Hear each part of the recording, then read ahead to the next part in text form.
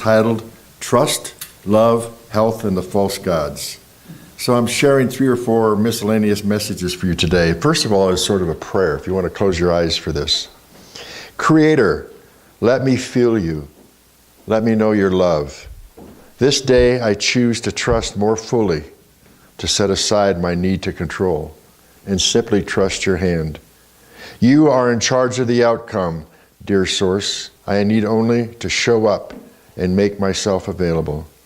Thank you, God, for letting life flow with such ease. Thank you, God, for allowing me the exquisite pleasure of being at the forefront of your unfolding creation. I am truly grateful. That's a channeled message from Archangel Ezekiel. So gratitude is mentioned here, and it is the natural state of an open heart. It is simple openness. It's a simple noticing of the flow that's going through your body and your life, that it's always there. The heart leads. It sets direction, but the mind generates the how. The heart asks for beauty, while the mind asks for answers. Through the focus of gratitude, all of your minds become quieter, and then life simply offers up for you what it is that you need. Worry or preoccupation does not improve the chances of success. Remember? The greater the truce, the greater the gratitude, the greater the abundance. To spend time in your life with thoughts of comparison and judgment and internal pressure to do exactly as others want you to do is liberating. To let that go. You can move forward, become more powerful in yourself, more expansive. Now, as we do this, of course, resistance or blocks will get in the way, fear sets up, but if you can look at releasing the ego, which is the one that gets in the way, as it always does, like washing watercolor out of a rag. It just takes a lot of squeezing and rinsing, but it finally comes out. Number 2, there's a misinterpretation of thou shalt not put others before me. You are familiar with that phrase? It's in the Bible, of course. However, it has a debated background, and it has been misinterpreted often. Understand this. Anyone who celebrates faith as given by others outside of their authentic self have put false gods in front of them. As humans, you have made time your God, money your God, food your God, and power your God. These are the false gods that are in power on the planet at this time that are causing a great destruction. It is those 4 and more. The commandment about false gods is a form of wisdom in other religions as well, only in different words. And it's like the golden rule. The golden rule is in all the other religions as well, only different words. The concept here is just to be truly in love and service to the higher self. That's why we're here, to be in service to God. Now, I say the word higher, and it's simply given here because in our limited definition, that word that was served, yet the sadness of the word higher self or higher being creates an illusion of lower. That is how this illusion got started. It was only because of the limited vocabulary and understanding of the interpretation that the word higher was given. There is no higher self. There is the self. There is no higher self. There is the authenticity. It should be the authentic self, not the higher self. The way we would have the lower self, and we don't, but there is no higher or lower, greater or lesser. There is just God. There is just self and oneness with Source. There just is. So number 3, I want you to feel the energy going through your body right now as I talk to you about this, because anytime I give some different idea about how we've looked at things, it's a little difficult to comprehend sometimes. And it's very important to ask yourself always, how am I feeling about this with anything that happens in your life? I tell my clients that all the time, to be aware. What are you feeling in your body? The body is the body of communication. What can you learn from it? The body, because it needs to purge. It needs to release old patterns, old fears, old thoughts that we've been holding on to. Which is important because when you're in the process of becoming yourself with a big S, what you're feeling has to be felt, always expressed. Not necessarily take it out at other people, but to release it from your body. That would be the release of toxins and thoughts and old emotions that have held you back. When you don't, you experience illness or sickness. For how else does your body, which is a vessel, a body of communication, know how to release the energy that's in the body except through what we call sickness? Therefore, all sickness is a cry for connection. All sickness. Society has made a god out of sickness. Here's another god that we can look at in our health, in our world. All sickness is a cry for connection to God. This is important. It is the lack of connection that allows the body to be open to receive the sickness. This is important because of the energies that have been coming in, the changes that have been taking place, and we look at the world right now and all that's going on, knowing that the darkness is coming up as the light is bringing it up so that we can move more and more into the fifth dimension. And all of what's happening right now in our world will attack many people on the level of sickness. We can just look at what's going on with the flu every year and how many people, how many they talk about, how many people are getting sick and how big a thing it is. If they just talk about health, it would be a lot better. But the greater the disconnection they experience, the greater the sickness. As an example, as I just said, we talk about the flu too much or about cancer, and we know that what you put your mind on grows. So we have to be careful what we're talking about and what we're putting energy into. It would be, as I said, a lot better if we all just started talking about health. How can we get health into our bodies? That's a great thing. How can we have peace in this world? Not conflict, not fighting against one another, but peace and health. Your vessel was not designed to be sick when you were placed on this planet Earth. Everyone had everything they needed in its fullness to remedy any sickness. The manifestation right now of our pharmaceutical application, the pills that we get, the medicine, and the treatment of the sick causes more sickness because it is not a treatment in the wholeness. It is simply a treatment of the symptom, therefore creating other symptoms. This has become very manifest in our current society, and it's a way by which control can be more effective over everybody. It isolates an entire part of the population that we might call old by creating a dependency both in the mind and the body. And what it does is removes the connection to the divine, and it also becomes almost impossible for those people to really get back to the connection. For they, the aged, are totally influenced by everything around them, just like children. Because the real purpose of the use of aging of the body was for greater wisdom to share with all of us, and the protection that they felt for all of us. It was not to lose the ability to use the vessel, the body. It was not to lose the ability to use the mind, like Alzheimer's and other things that go on. Pay attention, because I said the word use. Remember, the authentic use of the mind and body is to serve you in your authentic self. Things changed in the land.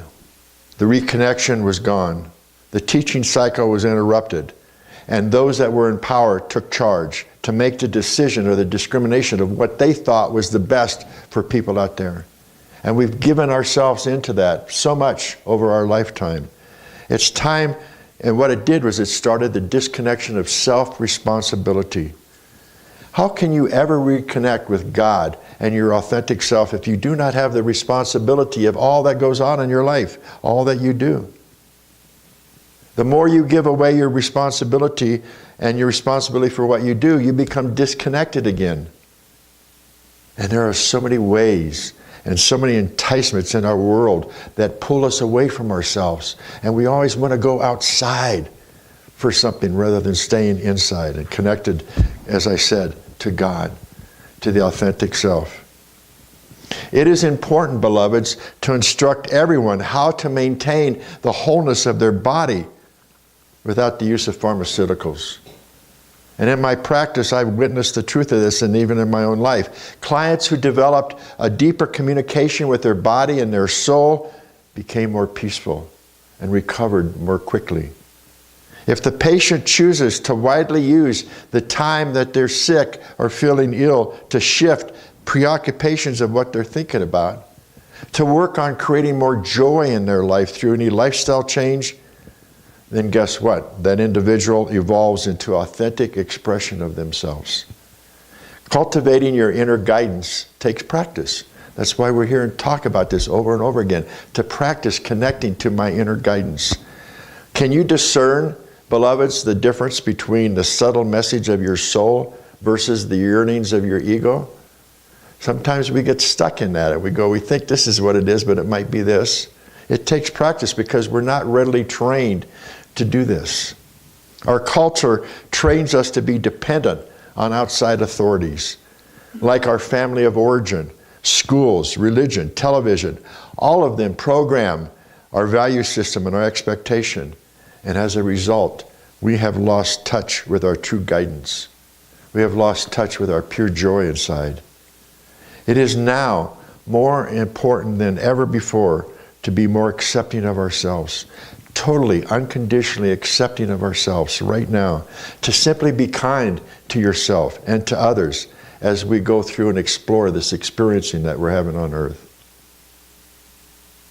As a result, having said that, let's talk about love. This is an important aspect and truth, and I want you to I ask of you only one thing. During this talk, to be totally open, to release as much as possible as what your preconception of what love is. You live in a time when love can be a judgment and also has become a false god, as with others. The definition of love in some cases has changed into a twisted misconception. It is used carelessly and often. I love that thing. I love money. I love this food, etc., etc. That's not the absence of love.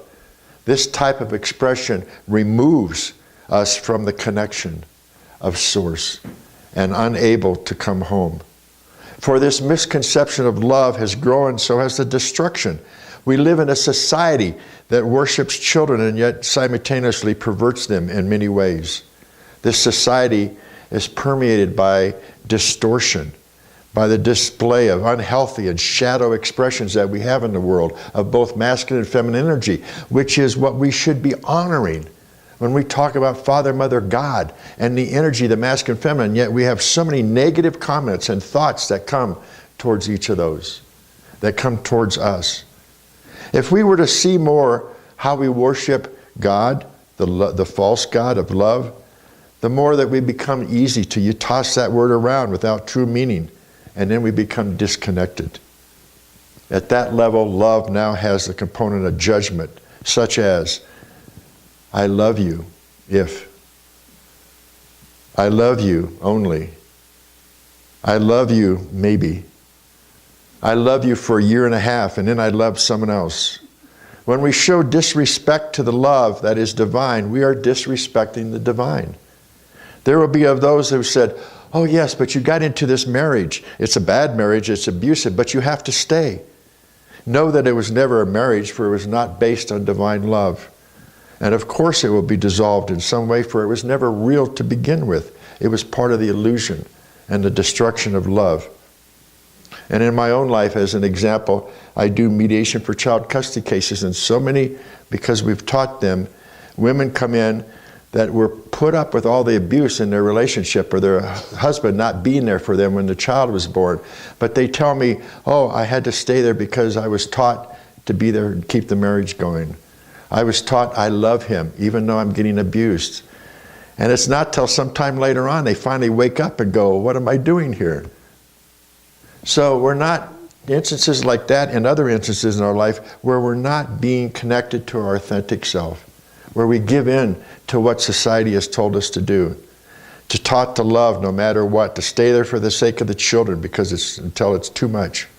We need to completely love and respect the divine love that everybody is, that God is in all of us. From your own inside, understand that it was great love from God that created the two vessels, masculine and feminine, that could come together in divine love, that were provided with all they needed to sustain themselves in great joy on this planet. These vessels that you're living in are great gifts, which is why any form of self-mutilization is totally against the God within. Things that we do to our bodies. The search, well, when you are totally disconnected from this divine love, that is what truly means to be insane. because this body is God. We are here to have all these experiences of divine, unconditional, authentic love, connecting through us and sharing with one another. You know, the search that we have in our world to find that sort of thing is hard and long and painful because most people don't even know what they're searching for. They have a greater illusion of society telling them that it's selfish to love yourself, to love within, that they should feel guilty to love within, that it's a sin to love within. These messages only serve the dark because when we do not love within ourselves, we are unable to move forward in any direction in our connection with Source. We cause a cycle of pain and joy because we are not living our fullness. How could anyone enter into a long-term relationship if they have not first connected to the own divine and absolute inside themselves? Because then the relationship becomes the reflection of the absolute. And then love is not even a question because it's simply there and we can feel it. You can feel it in the heart of the one next to you.